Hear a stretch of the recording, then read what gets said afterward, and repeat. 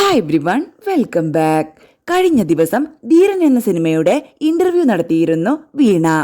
അവരുടെ ചില ടോക്സ് ഇപ്പോൾ ട്രെൻഡിങ് ആണ്.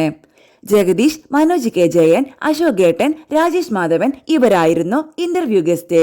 നിങ്ങളിൽ ധീരനാണെന്ന് ഉറച്ചു വിശ്വസിക്കുന്ന ആൾ ആരാണെന്ന് ജഗദീഷ് ഏട്ടനോട് ചോദിച്ചപ്പോൾ ധീരൻ first Manoj, second Ashok, third Rajesh Madhavan, ഞാൻ നാലാമത്.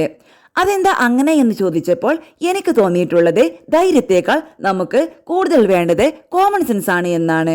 ബാക്കിയുള്ളവർ കോമൺ സെൻസ് ഇല്ല എന്നാണോ പറയുന്നേ എന്ന് അശോകേട്ടൻ ചോദിച്ചപ്പോൾ അങ്ങനെ ഞാൻ പറഞ്ഞിട്ടില്ല. അങ്ങനെ തോന്നുകയാണെങ്കിൽ ഞാൻ എതിർക്കാനും പോകുന്നില്ല എന്ന് ജഗദീഷ് പറഞ്ഞു. കോമൺ സെൻസ് ആണ് വേണ്ടത്, പക്ഷേ പുള്ളിക്കത് ഇല്ല എന്നാണ് പറയുന്നത് എന്ന് മനോജ് കെ ജയൻ പറയുന്നുണ്ട്. അപ്പോൾ അശോകേട്ടൻ പറയുന്നുണ്ട്, ഈ ധീരൻ എന്ന സിനിമയിൽ അഭിനയിച്ചപ്പോൾ ഞങ്ങളെല്ലാം ധീരന്മാരായി. ധീരൻ എന്ന് പറയുന്നത് നമുക്ക് എല്ലാവർക്കും പറ്റുന്ന കാര്യങ്ങളല്ല. അവരവർ താൻ ധീരനാണ് എന്ന് പറയുന്നതാണ് ഏറ്റവും വലിയ മണ്ടത്തരം. നമ്മൾ എന്ത് ധൈര്യമാണ് കാണിക്കുന്നത്? അതിർത്തിയിലുള്ള ജവാന്മാരുടെ ധൈര്യം നമുക്കുണ്ടോ എന്ന് ജഗദീശേട്ടൻ ചോദിക്കുന്നുണ്ട്. ഇവർ ധീരരാണെന്ന് പറയുന്നുണ്ട്. എങ്കിൽ എന്ത് ധീരപ്രവൃത്തിയാണ് ചെയ്തിട്ടുള്ളത്? ഒരു ഉദാഹരണം പറയൂ എന്ന് ജഗദീശേട്ടൻ പറയുന്നുണ്ട്.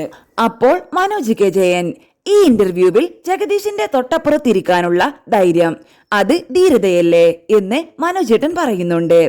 സത്യം പറഞ്ഞാൽ എനിക്ക് പേടിയാണ്. അടിസ്ഥാനപരമായി മനോജേട്ടനും അശോകേട്ടനും ധൈര്യമുണ്ട്.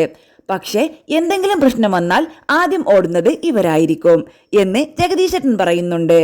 ഞാൻ പറയുന്നു, എന്നെ ഇപ്പോൾ ഒരാൾ അടിക്കാൻ വന്നാൽ ഞാൻ ഓടില്ല. ഞാൻ ചോദിക്കും എന്തിനാണെന്ന്. പക്ഷേ ഇവർ ഓടും. എന്നിട്ട് അടുത്ത ദിവസം വിളിച്ചു ചോദിക്കും വല്ലതും കിട്ടിയോ എന്ന്. അപ്പോൾ അശോകേട്ടൻ ചോദിക്കുന്നുണ്ട്, ഒരു ആന കുത്താൻ വന്നാൽ എന്തു ചെയ്യുമെന്ന്. ദൂരെ കണ്ടാൽ തന്നെ ഓടണം. അപ്പോൾ മനോജ് കെ ജയൻ പറയുന്നുണ്ട്, പണ്ടൊരിക്കൽ ആന വന്നപ്പോൾ ജഗദീശേട്ടൻ ഓടിയില്ല. എന്താ ഓടാഞ്ഞ എന്ന് ചോദിച്ചപ്പോൾ ആന ചവിട്ടി പിടിച്ചിരിക്കുവല്ലേ, എങ്ങനെയാ ഓടുന്ന ഞാൻ?